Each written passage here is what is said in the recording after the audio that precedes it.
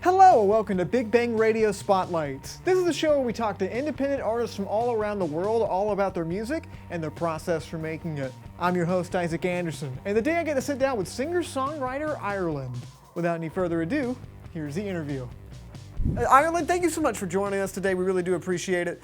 I want to start this interview how I start pretty much all the other interviews right here on Big Bang Radio Spotlights. And I think it's a great starting point for a lot of artists just to kind of figure out where they're coming from, because everybody is so different and everybody is they're just so unique in their own ways. So Ireland, what is your earliest musical memory?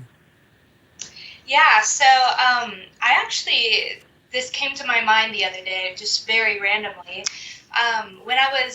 I'd like to say about 4 or 5 years old, I was gifted a little musical play guitar for Christmas. And it didn't have real strings or anything. It was fully electronic. And it played 3 songs on repeat. And one of them was a Christina Aguilera song that I absolutely fell in love with. And so that was like something that really got me hooked onto music, and I actually fell in love with Christina Aguilera then, and started like looking into her music, or had my parents show me her music. But yeah, and looking back, there are a few pictures of me with my little pink guitar. Wonderful, wonderful. Well, it seems like the guitar definitely carried on with you throughout your career, but how exactly did you get started playing music and actually started writing music? Yeah, I have always loved music and always been, I guess, involved with it, always listening to it. Luckily, my parents have a really nice, I guess, just library of music. They're both pretty well educated with all sorts of music genres, which has been really helpful growing up because it exposes me to a lot.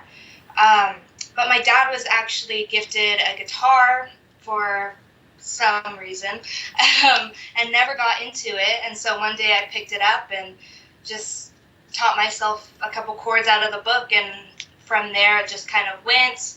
I started writing some really bad songs. I feel like that's how most people start, with writing just really terrible love songs. But yeah, I was 13 at the time when I first started teaching myself, and from there it just kind of went. Awesome, awesome. Well, is there a moment in your mind that you can recall where you said, "Oh wow, this music thing, there's something to it. I'm really good at it. I really like it. I wanted to actually do this." Like, can you recall any moment, like any time specifically, where you're like, "This is what I want to do"? Oh yes, I was playing a gig with my music coach, and it was at this cute little shop called the Cosmic Crow Collective, and I was on the back patio, and on that back patio they shared it with a big brewery, and so I ended up, going in with thinking I was playing this super small gig, and then turns out I was playing for all these other people, and I believe I was 14 at the time, and what in the middle of playing, I just knew it hit me, and I was like, wow, I want to play for people. I want to, sing and do this for my career, and I really want to be able to share my story. And so that's kind of the moment where I decided that this is what I'm going to do. Wonderful. Well, I think that's definitely very inspiring, and I think that really cemented where you are right now as an artist. And the next place I really wanted to go with this was your name. Obviously, we talked a little bit before the interview about the name, but how exactly did you go about saying, "I'm going to go by Ireland"? Because Ireland is your actual, that's your actual birth name. Yeah, so Ireland is my actual name. I always say that I was blessed with a great stage name. Don't have to change it or anything. But yeah, I think it was kind of one of those things where, like, okay, what are we going to do? Are we going to use the last name or come up with a different name or what? And I think I was like, I know Ireland is probably it's one of those hard things to Google where to find me, because, Ireland's a country and there's also Irish music and stuff. But I was like, I really love my name and I really want to embrace it and I really want to stick to it. And, one day if something happens and I get big, I'll have that cool just one name, just Ireland. Well, when did you start making music under just the Ireland musical project that you are currently doing right now? I think when I first started, I mostly went by just Ireland, and every once in a while someone would say my full name, and I'm like, nope, just Ireland. And I was also so young when I started that I wanted to be sure that I wasn't like exposing myself too much to the world and giving out too much information. Um, so it's something I'd say probably around 15 when I seriously started gigging. I was like, okay, just Ireland. This is what my business is. This is who I introduce myself to everyone else as. And so that's really the age where it became prominent that I'm just Ireland. Maybe you came to kiss today. Maybe you came to get away. Maybe I'll be happy. Why do you put me through? Your original music has this really cool indie slash kind of bluesy pop thing, especially on the new album, which we'll talk about a little bit later. But how exactly did you go about crafting that sound? I guess this is more of an unconscious thing that most artists have, that they just kind of, that's what the kind of music they make. But I don't know, did you go in trying to say, I want to make this kind of music? Well, when I first started, it was kind of just more of a folk vibe, like a folk pop vibe. But I listen to like solely indie rock music. I of course like listen to other stuff as well, but if I'm in the car jamming out, I'm jamming out to indie rock stuff. And so I wanted to be sure I got that influence on my album because that's what I listen to. So I want to be sure that it kind of correlates with my personal music sound. And so I did go in with, okay, this is how I write my music and how it feels to me, but I also want that indie rock influence on it.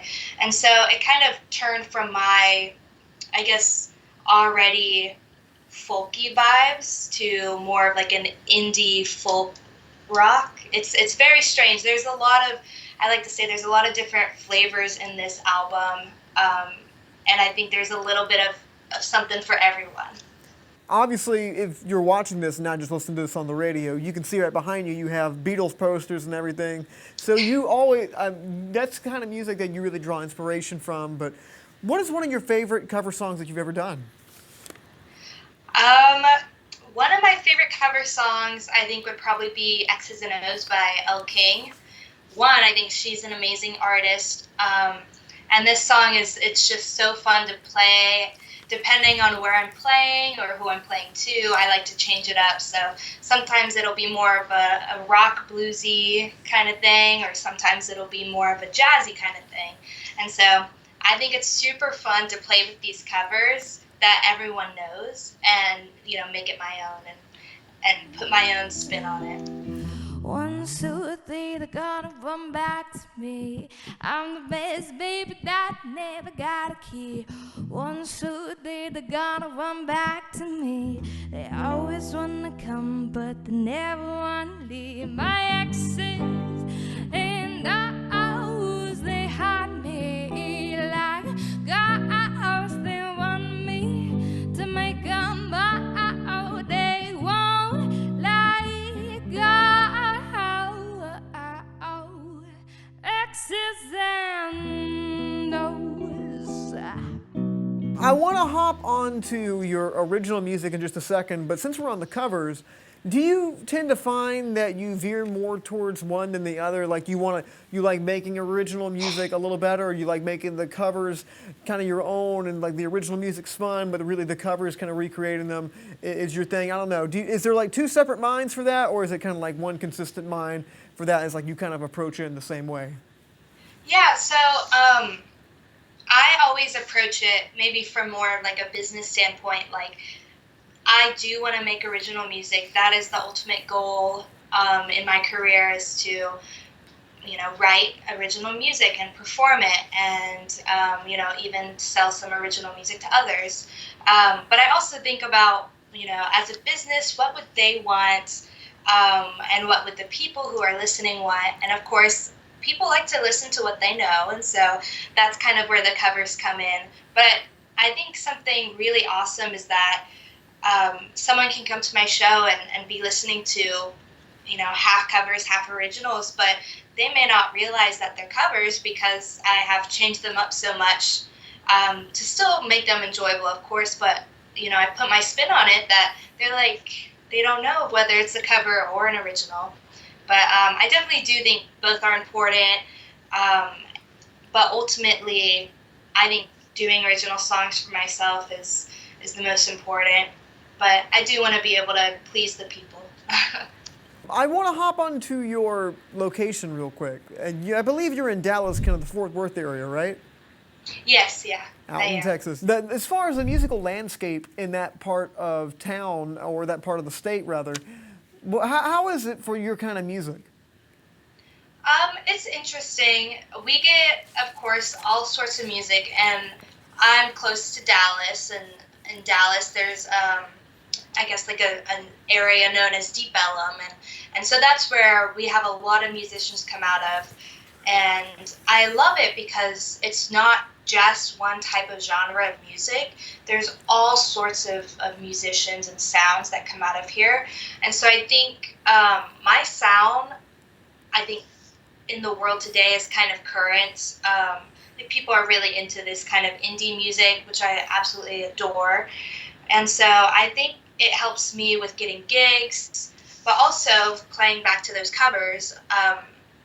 When you're playing covers at restaurants or other gigs or shows or whatever, people are going to be interested in that. And so even if your music genre is not what everyone's into, playing those covers helps you, get those gigs and stuff and play your music. Yeah, kind of get acquainted with the audience in a way, kind of introducing them slowly to your music.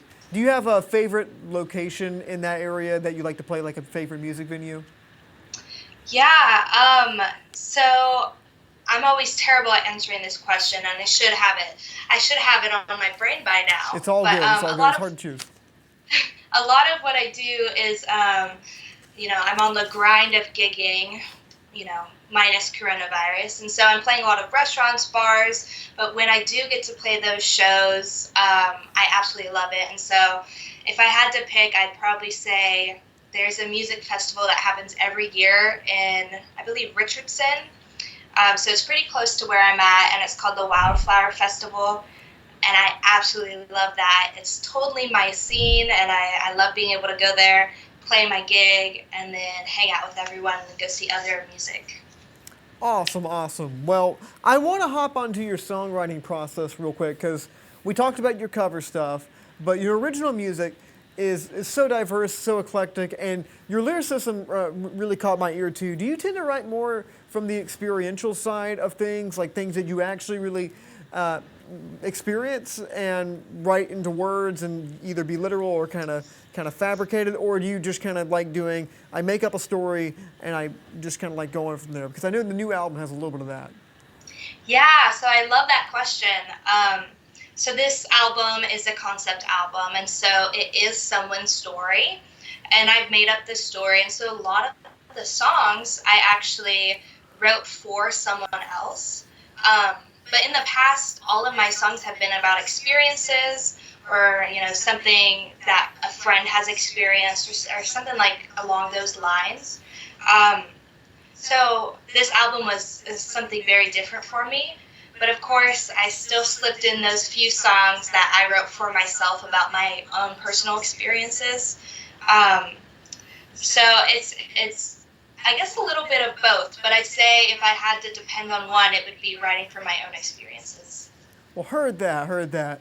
And we're going to hop into that new album that you just mentioned just after this question, because I wanted to ask you a non-music related question before we keep going. If you weren't playing music, what would you be doing? So if I wasn't playing music, I'd honestly probably be working at a super chilled out coffee shop, because I'm that type of girl. I'd still be listening to indie music, still be listening to vinyls, collecting them and slinging coffee all over the place. But that's definitely my vibe. And so I think if I wasn't doing music, I'd be working at a coffee shop and going to school. Hey, and coffee shops are big havens for music, so you wouldn't be getting too far away from it. So I kind of keep it in the world. Nice, nice. Well, I think the time has come where we mention the new album, which is The Life of Rosemary Ellis. And it's a person's story, but we mentioned it a little bit earlier. But is that actually a person, or is that somebody completely made up that you are literally just writing a story almost like a script or a film? Yeah, so this is someone I completely made up. And I guess when I first kind of came up with this idea and this character, I also wrote a short story about it so that I could figure out what she's going to do with her life. And of course, like, I took inspiration from stories I've heard or, TV shows I've watched, or even stuff from my own life to make up this character. Well, heard that. Well, what was it like recording that record? Because the whole record, it's very, it has a lot of different kind of change-ups as far as kind of feel and genres and everything too. Did you self-produce that? Did you work with somebody, or did you record it yourself? I don't know. Can you tell us a little bit about the process of recording that? Yeah, so I actually worked with a buddy of mine, Grant Thompson, and we started off at a studio near me in Grapevine, and then moved out to a different studio in the middle of that. It was a super cool process. He has a band, and they had just broken up, and so I kind of like swooped in and was like, hey guys, I know you're looking for some work to do. Do you want to help me with this album? And so all of them are so awesome and so sweet to do this for me. And so we, worked at the studio, and, all these guys knew each other. So it was super easy because they all could connect, and all they had to do was connect with me and the song or the songs. But yeah, it was a really good process. It was a few late nights, and I was still gigging and still working my day job and trying to get all of this done. And so I'm always so impressed with these stars who do this all the time, because I'm like, that's a lot of work, a lot of late nights. Ooh, but it was so much fun. Heard that. People don't really realize how much musicians really have to handle, especially if you're self-managed. You have to answer emails, you have to balance your schedule, you have to think about money stuff, you have to think about, a bunch of stuff on top of creating. It's a lot of work, but I think you handle it quite well, and you seem to have done quite well for yourself so far. And I know, thank you. No problem. And I know right now COVID-19 has kind of ravaged the world, so the live music world at least, is on hold. But what's next for Ireland? Do you have anything coming out pretty soon, or do you have anything in the works? I don't know. What's going on? Yeah, so I've actually already started on my new EP. I've started working on it. I already have a few of the songs written, and now I'm just trying to figure out what I'm going to name it. I'll go ahead and I'll spill the idea I have to you. Go right ahead. So I was planning on doing something like Letters to Henry, something like that. And the songs would be about feelings. And one of the songs is actually a brand new song I've written throughout this coronavirus pandemic. It's called Isolation. And so I really want to, this album or this small EP, I really want to be able to showcase those emotions about how I'm feeling. And I just thought it'd be a neat idea to do Letters to Henry because it flows well, it's kind of cute.